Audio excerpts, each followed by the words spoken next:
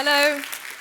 Thank you for being here for this session, Women Under Threat. It is great to be back at the Oslo Freedom Forum. It's an incredible experience. I keep talking about it when I go home. Now, in the next 90 minutes, you're going to hear vivid stories about women under threat. You'll hear stories of rape as a weapon of war, harassment as an everyday act, women pushed to the political margins. You'll hear about women in 4 different societies who are treated as second-class citizens. But the speakers aren't here just to remind you that women in these 4 countries and beyond, millions of women the world over, are patronized, degraded, or victimized. You're an engaged audience. You already know that. This panel aims to give you more, and we'll try to go deeper. Jenan, Moussa and Afua Hirsch are expert professional witnesses. They are journalists who know their patches in the Middle East and West Africa intimately. Leanne Reus is a professor and an extraordinary kind of field worker who can tell you about her experiences dealing with the survivors of rape in the Democratic Republic of Congo. And Soraya Bahgat is a corporate executive who became what you might call an accidental activist in Tahrir Square and has since become very much more, and she's going to tell you about that. And when you've heard these 4 independent testimonies, we're going to talk about the many and different reasons why women are under threat in Syria, in Egypt, in Mali, in Congo, and what you can do about it, what you can take away from this. I think I have said enough. I should just say that the images you're seeing here are from the photographer Stephanie Sinclair, who you will see in the 3rd session of the Freedom Forum. Thank you, Stephanie, for letting us use your powerful images of women. Let's begin with the women's voices. Thank you all for really powerful stories and testimonies. I know people will want to put questions and comments. I want to begin, though, by coming to each of you one by one and just pulling out a little more of what you were saying. And Jenan, I'm going to speak with you first while your testimony is fresh, because I remember interviewing you when you had just come out of Aleppo, I think it was last month, and I was talking to you about the Islamist subjugation of women, what's happening with the brigades stepping up, the jihadis, and you said to me, yes, but they're running the bakeries. Mm-hmm. And you do have an issue here where in Aleppo you saw society was starting to function in some ways. Exactly. Okay. I mean, Islamists in Syria now, or in Aleppo where I was recently, they're trying to win the hearts and the minds of the people. So they are taking over of the services and they're providing it to the people. And when you have a population which is living under war, being shelled continuously, with no bread, with no water, with no electricity, garbage piling up, and diseases widespread, what you want is a service. You want food, you want to eat. So Islamists have set up some sort of Hay'a Shar'iyya, the religious committee, and through that they are organizing the city. They are cleaning the garbage, they are providing water, they are running the bakeries, and people like that. It's unfair to say whether people like the Islamists or people like the service that the Islamist is providing for them. But if you're a mother trying to get bread for your children, that's what as you have said, about. Women's issues become a luxury. You want to know who's running the bakery. Exactly. And it's very important to note that when the Syrian revolution started, it did not start as a religious revolution. It was not a Sunni uprising that is trying to oust an Alawi regime, which President Bashar al-Assad belongs to. No, it was a popular uprising. Christians, Sunnis, Alawis, all factions of society were part of it. But with the brutality and with time, people became more radicalized, and they were pushed into resorting to the only thing that they know, which is their faith. And then there came this one powerful slogan that Syrians normally sing and refer to in their protest, which is, Ya Allah, malna ghirak ya Allah. It means, oh God, we have nobody but you. Because they tried to ask for help, they tried to, convince the world of their cause, but nobody listened. And I know you've been in illegally, as you say now, you can't get a visa, but you keep going back, and you said to me that in the last 2 years you have seen women literally stepping back. That is even true. As you go in as a reporter. That is true. I mean, I remember at the beginning of the revolution, I used to go in without a veil, for example. Now I cannot do that anymore. But not because somebody tells me that I have to cover up. That is wrong. But because I have a feeling, you can sense it, you know what is happening. It's just like when I enter a room, because I am from the region, I enter a room and I see a group of men, then I know if I can shake hands or not. I know if I can sit in the middle or I should sit on the side. It's just something that you acquire if you're from there.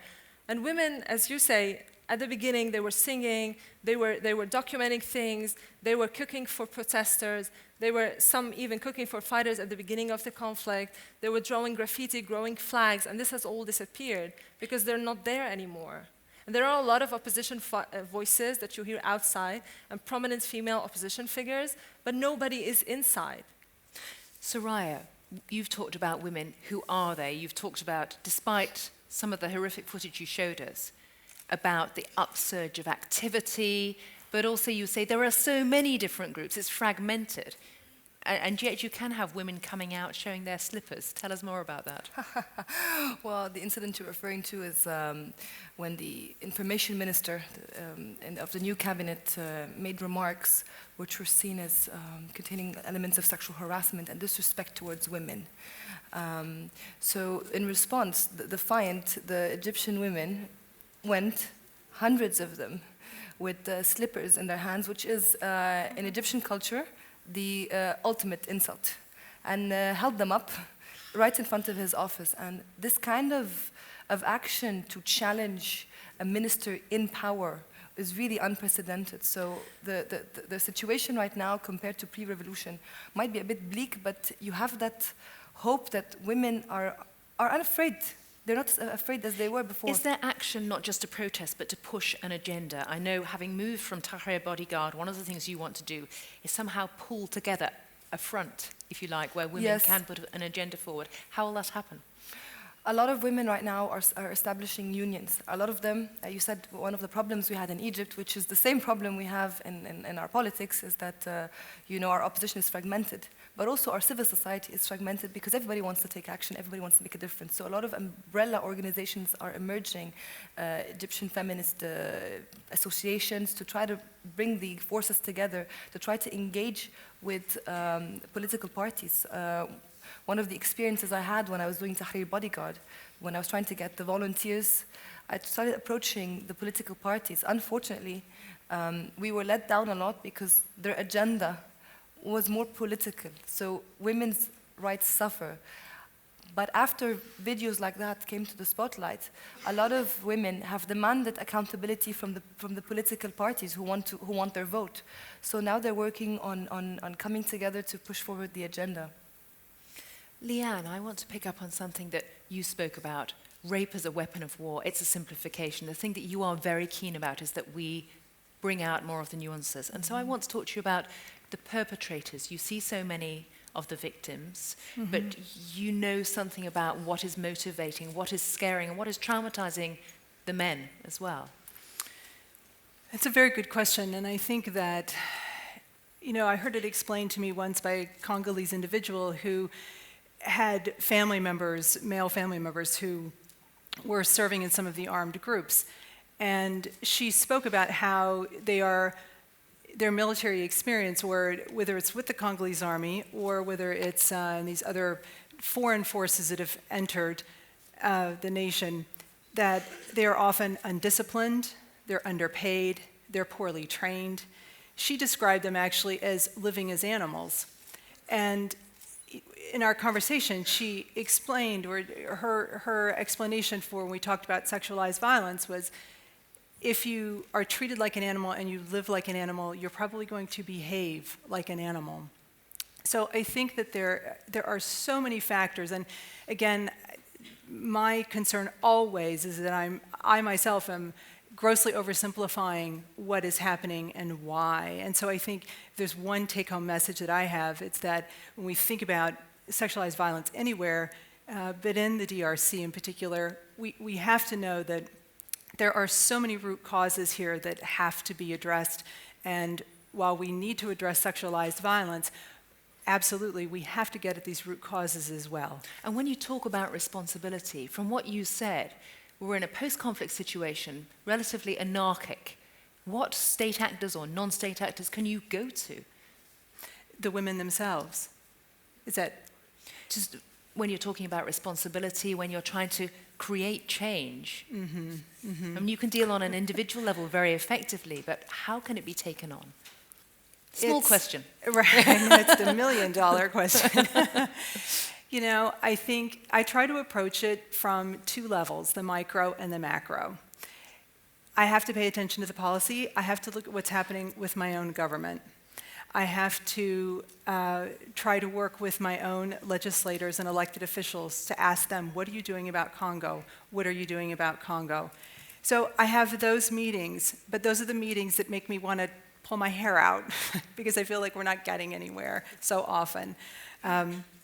So then there's great satisfaction and motivation that comes from working on the individual level. To me, it's a both and, it's not an either or. We need people that are going to be doing both. We have to be working on the individual level to help Congolese realize self-determination, whether that's through literacy or a woman being trained with job skills in some way. But at the same time, I recognize these larger powers at the macro level, so I have to be involved with both.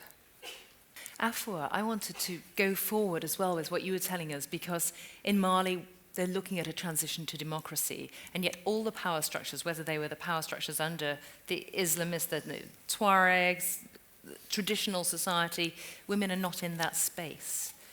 And I was struck by what you said about women want to give testimony and would like to be involved. I think the thing that's complicated about Mali, and actually, you know, hearing some of the other testimonies, and I was speaking to Jenan just now, and she was saying she was in Mali, and compared to the Middle East, it felt so free, women were so liberal, they were riding bikes, they weren't veiled, and I mean, everything is relative. So I guess if you look at it from that perspective, women have been in the political space. There are female politicians, there are women in public positions, but when you look at the real power and influence and input they've been able to have, it's still minimal. And I think it's telling that when Mali was struck by a security crisis, women really were not able to have an input into any of the planning for war, for peace, for transition, and that they feel that their voices really haven't been heard. And I think I've been working on the Sahel for a decade, and I remember 10 years ago reading papers, academic papers about the jihadist threat in the Sahel. And I remember women then saying, if this isn't dealt with, we're going to be the ones who are affected. And I think it's no coincidence that they were not heard and they have now taken the brunt. And I think if women had been more deeply embedded in the political space during all these years, there would have been more attention on what was happening, and maybe it could have been prevented. So I don't know how that can be done, but I think if there's one lesson to take from this, it's that women can't be ignored because they see things that other people won't. And getting women into the institutions, in the power structures is key, but as this whole audience knows, a lot of what has to be done by activists, by those who are excluded, is find other means, find other methods. I'm struck too, Afua, by what you say about music and about the messages that come through music in Mali. Yeah, it's been interesting, the plethora of songs and singles. I mean, I just chose Umi Sangare because I'm a big fan of hers, but there were hundreds or thousands others that I could have chosen. And they have quite a message, don't they? They do, and you know, from the beginning, artists and musicians have really been quite a dominant voice in Mali, reaffirming the country's values, equality, freedom, rights, demanding peace. Now they're demanding that the new politics should be different from the old politics, which, you know, was corrupt and really falling apart from the inside. So that's one way that women can be heard, and I think there aren't formal barriers to women being involved in politics and society in Mali, and women are very active economically and socially. So in a way, it makes it more complicated, because if there are formal barriers, you can just look at how You'd to know remove what to aim them. at. But this is much less tangible, and I think actually that applies to much of West Africa, that it's a much more complex and subtle system of excluding women from power and decision-making. Can I just say something yes, here? do. What also struck me with Mali women is their courage and strength to come forward and tell you their stories. I remember I interviewed a woman in Timbuktu who was raped 5 times while she was in prison by the people who ran it. They call themselves the Islamic police. But in comparison to Arabic women, I mean, there are a lot of claims and reports that rape is being used as a weapon in Syria, and that there are a lot of women that are being raped on a regular basis, but the nature of Middle Eastern women is just so different, whereby you would not come forward and talk about it because it brings such a shame and such a, you want to, like, all your life you're just living in order to protect your reputation, and we have this assumption, like, if you come forward and say that you were raped, the society is going to see that you brought it upon yourself and that you're not a victim anymore. So this was in contrast. I mean, I'm a woman, and every time I went into Syria, I'm trying to find women to come forward and talk to me about their experiences, if that has happened, but I have not been successful anymore. And I think it's a very important topic that some NGOs or some specific groups would research this, because it's something that it affects women and should have more concrete evidence on that. Yes, Soraya, the phrase "shame on you," phrases like this are heard in many societies, and you've seen that in Egypt. Well, the response to a lot of people when they see the video I showed you was, why did she go to Tahrir? What was she doing there? What was she doing there? Wearing makeup? What was she wearing? And what time was she there?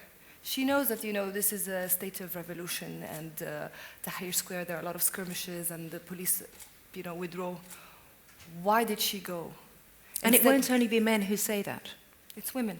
Men as and well. women. Men and women. A lot of women, the fear of going to Tahrir and this blaming the victim mentality has become so institutionalized. So one of the things, to get back to your earlier question, how to change this, is to also change an entire society's mindset that, a woman is not to be blamed for going through something as horrific as... So what that takes is more men, more ordinary men, husbands, boyfriends, fathers, coming forward. Actually, ironically, one of the female activists became a hero just because she went on TV, and she had gone through the same thing that I had showed you, and she went on TV and spoke in detail. Just being on TV and speaking in detail is in itself now being taken as heroism, because it's her women's honor in patriarchal societies like Egypt is attributed to her not being attacked in such a manner. But Leanne, I want to be awkward here, because I want to throw in the fact of credibility. When women speak about rape, their credibility is often questioned. Now, you've seen in your field work that, yes, a lot of women don't come forward because of shame, but it can work the other way as well, the over-reporting of violence. Overwhelmingly, we believe that there's underreporting when it comes to rape. There have been instances where there have been concerns. This is what happens. This is what happens when you end up with a cottage industry around nonprofits where you're simply addressing sexualized violence and not the other root causes, right? If I were in a woman's shoes, I understand a response, which in my mind, if I'm smart and resourceful, I'm thinking, it seems like there are a lot of opportunities available if I have been sexually assaulted.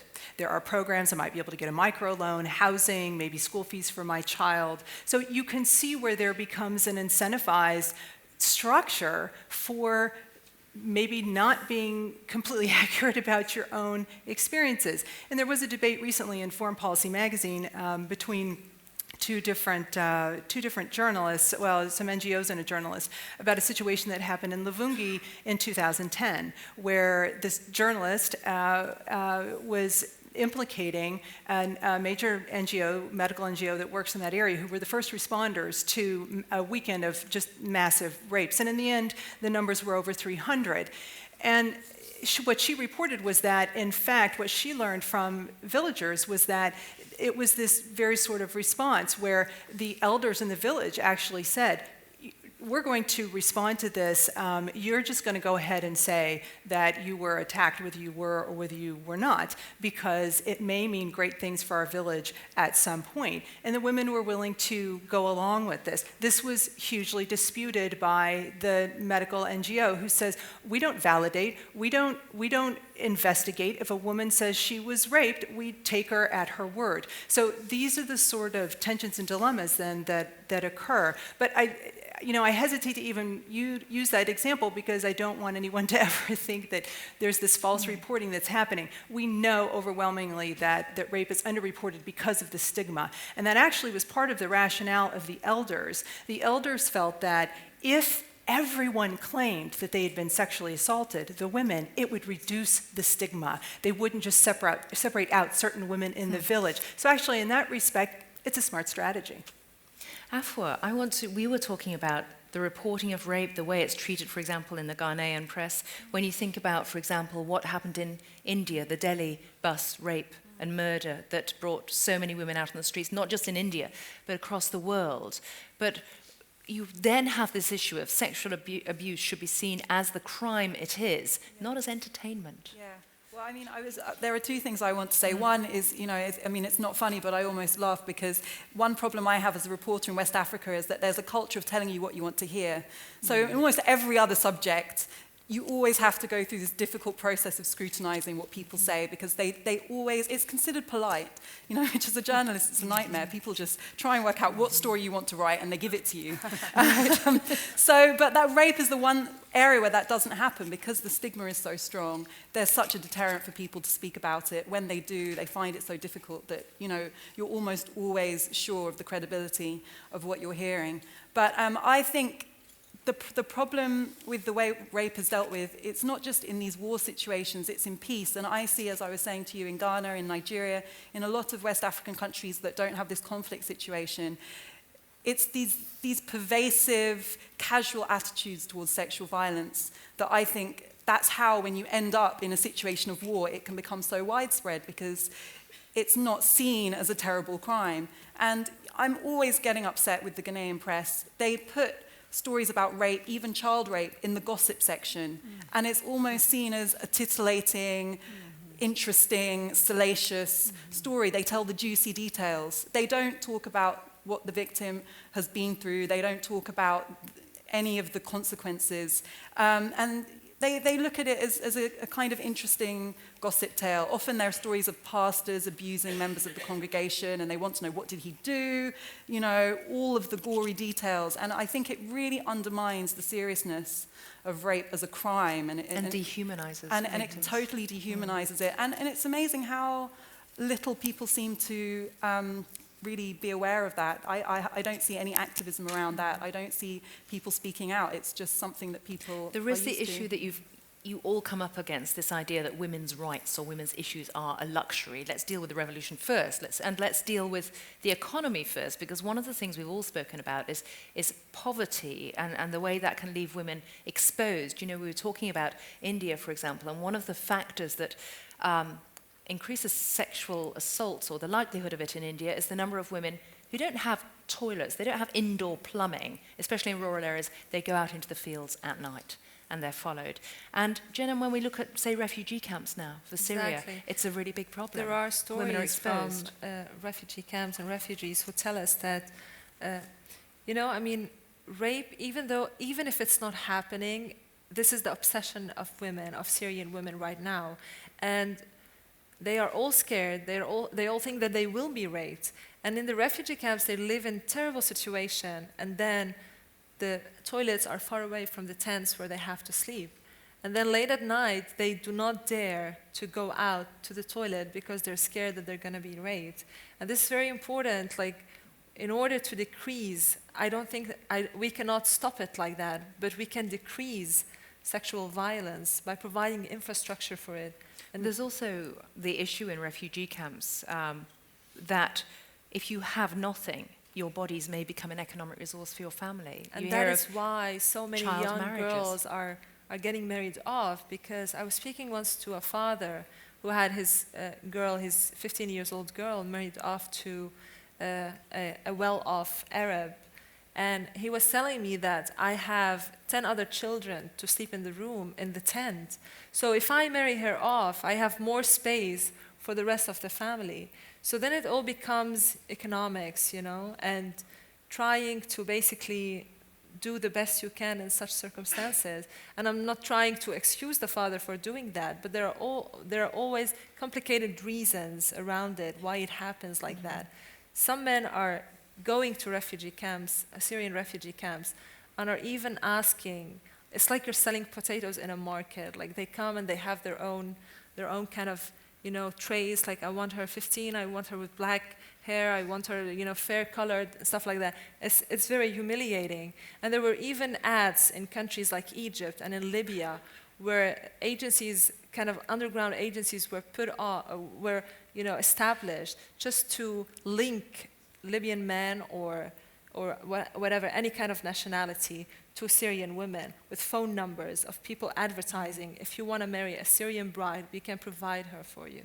So you can imagine what a tragic situation. And Soraya, I don't know if you want to talk to the idea of economic empowerment. I know just in practical terms, one of the things you focused on was there's no lighting in Tahrir Square, or very little. That's another infrastructure issue, isn't it, where you look at how women are literally exposed.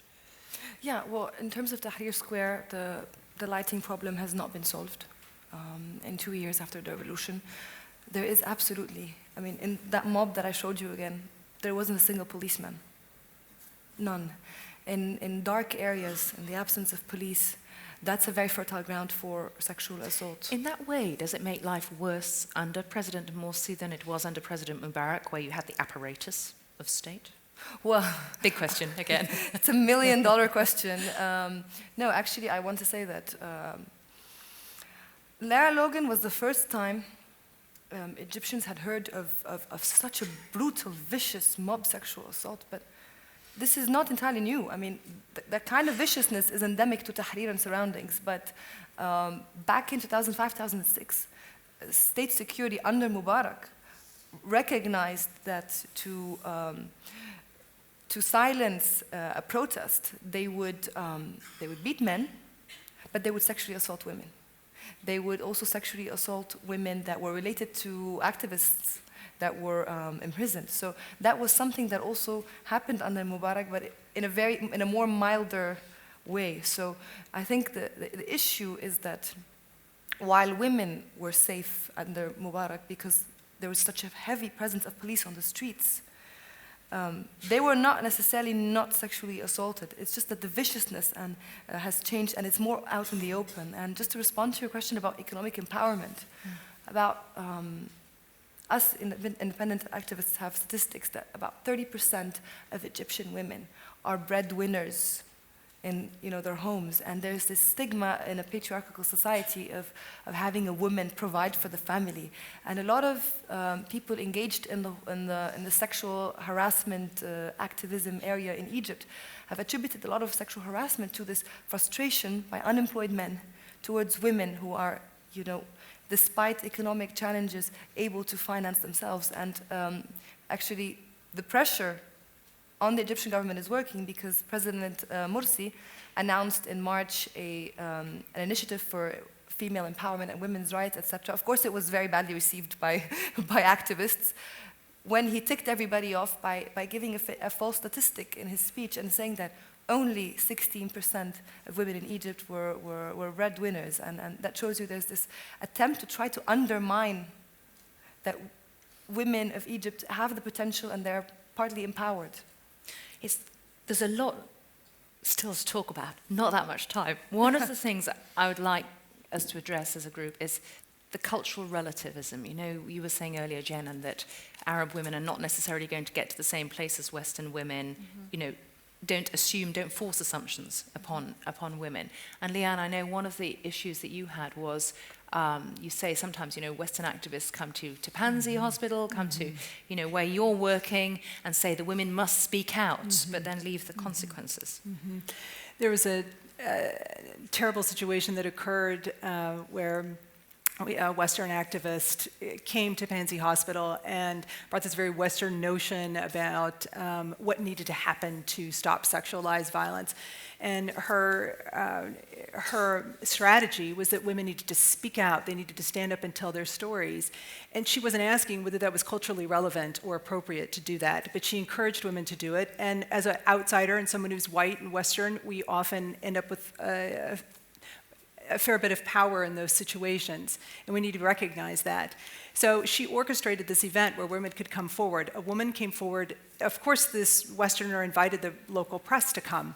So the next day in the paper, this woman's picture appears saying that she's standing up to tell her story about sexual assault.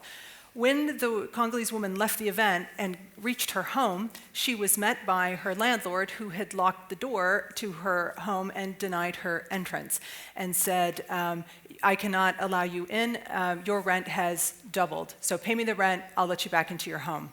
And the woman said, I can't afford that. And he said, well, I saw you in the paper. You are hanging out with these white Western activists, people with money. I'm sure you can afford double the rent. Well, the activist had long since left the country. And in her wake was this woman in dire straits. Now the hospital has to hire an attorney to try and help her in this situation. So I have endless stories of ways that people come in who are not culturally appropriate. What they're doing is not culturally relevant. They're trying to impose some sort of other standard or paradigm about what they think should happen. It's a lesson to activists, to NGOs, not to parachute in, as you might say. I speak as a reporter, and reporters do this. And that's part of the problem with the narrative. To know the ground and to understand. Yes, yes. Freedom of choice or human rights in a Western concept might mean, like, ending capital punishment or ending torture. But freedom of choice in Pakistan might mean to have enough mosques close to your house or close to your working area so that you can go and pray 5 times a day. It means to have enough praying areas, whether in airports, whether in malls, and everywhere. So that is why it's different. And I mentioned feminine in my speech, but I don't have anything against them. And I'm not saying that this is good or bad. I'm just saying, like, 2 women out of 100 of million of Arab women did that. And they are now in grave danger, and they threaten their lives because it's just not accepted by society. It doesn't mean we don't have to do it, but you have to take the cultural context into consideration. Afua, you have a dual identity. You are English, you are Ghanaian. How does it strike you, the argument that women simply have different roles in different societies? How much is that an excuse? How much a fact? I think you have to be so careful with that. I mean, I agree that it's very problematic for people who don't understand a cultural setting to parachute in, impose their own views, and then leave. It never really helps in the long term, in my experience. But at the same time, I think it's quite easy to get drawn into arguments about everything being relative.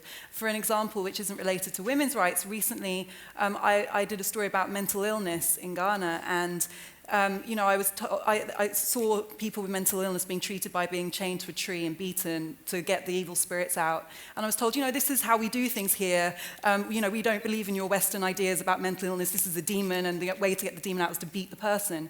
For me, I think there are certain objective things, and I don't think that anyone should accept that it's okay to treat people with mental illness that way. There are similar things about gay rights, which even some activists in favor of women's rights, when it comes to gay rights, they think that, gay people are evil. So I think that there has to be an objective standard, and if you believe in rights, there are certain things that are incompatible with rights, and you have to stand up for those. But at the same time, I agree that you have to be aware of the context and the culture, and I think it's for me, one of the most difficult questions, and I've been having numerous discussions with other people here about this. I don't think there's an answer, but I think it's so important to talk about it and always interrogate it. Afua, we'll begin with you, but a question that's come in from the audience is, pick one thing. What is one thing the international community can do to help women's rights in each of the cases we've talked about, each of the countries that we are focusing on here today? What would you say about Mali or about West Africa? I think that in Mali, the international community has basically been complicit in supporting a corrupt and criminally neglectful regime for a long time. Mali's been one of the countries, you see this in West Africa, you get a country which kind of becomes the darling of the international community. They manage to have democratic transitions of power. They therefore attract lots of donor funding. All the NGOs flock there. Lots of governments set up big grants programs. And it's then inconvenient to recognize some of the truths about what are going on because you've got so much vested in that country. And this happens in numerous other African countries as well. And I think that because of that turning a blind eye, the conditions have grown up over years that have allowed jihadists to seize control of northern Mali and women to become the primary victims. And I think that if that's not to happen again, the international community is going to have to be much more thorough in its approach. And I think democracy needs to be restored in Mali, but a genuine version of democracy. And I think that the international community will have to stop turning a blind eye to inconvenient realities about what's really happening, because that's how these situations are allowed to come about. Afua, thank you. Leanne, for the audience here and the audience watching around the world, what do you tell them to take away from the Congo? I think that one of the things that I hadn't addressed so far was the interference from neighboring countries that are contributing to the conflict there, whether it's around the scramble for the natural resources in Congo. Again, that leads us back to conflict minerals. That is an issue. I think the US government has been unwilling to implicate some of the neighbors, some of Congo's neighbors, in terms of the atrocities that are happening there, even though we have the UN mapping report and other documentation of these involvements. So I think we do get results when, on some level, when we keep these issues like Congo on the radar screens of our elected officials. So I think that is a fight that we have to continue, and we have to be willing to name the names and talk about how these other countries are complicit in the corruption and what's happening there. People often ask me, what can I do? What can I do as an individual? And I say to people, really, it's about playing to your strengths.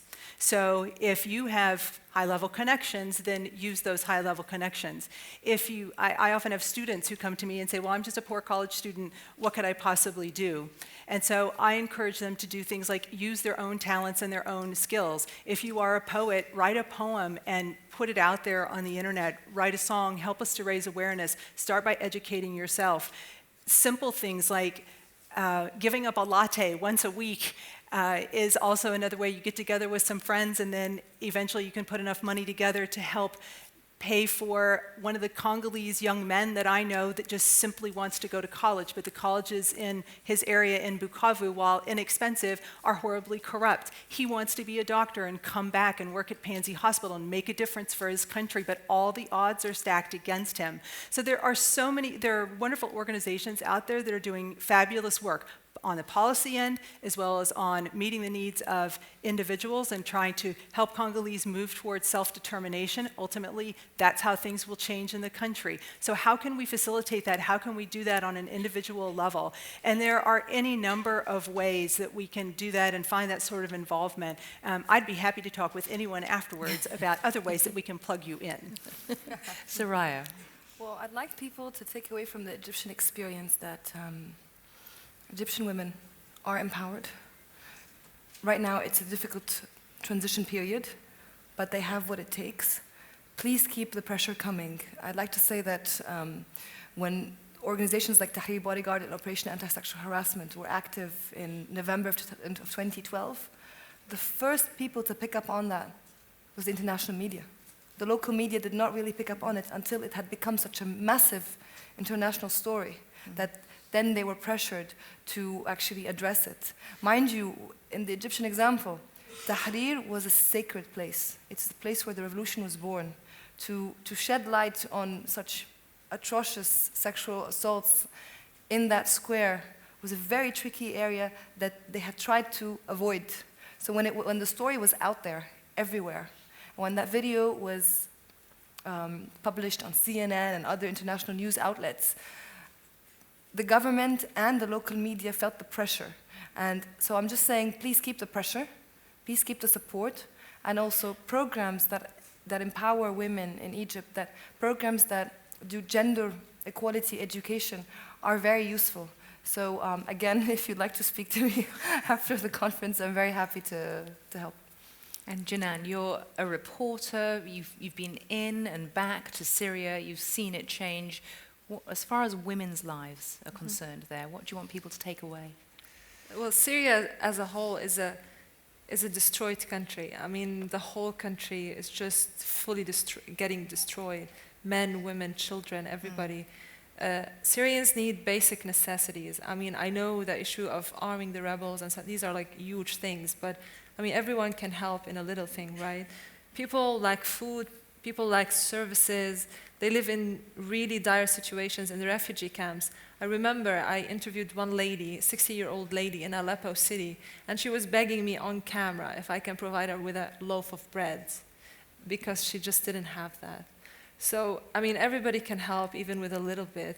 And what I would like to say to, Arab activists, or the educated elite of the Arab world, that what I notice is that every time somebody, they all want to go to the West, they all want to get Western passports, they all want to leave, and this is such a wrong thing, because who's going to stay? I mean, I believe that the change has to come from inside, and if everybody leaves, nobody is going to do anything. We need an evolution in the society after these revolutions, and this is only going to come from people who are inside, and each and every one matters. Thank you all for your compelling stories. Thank you so much. Thank you.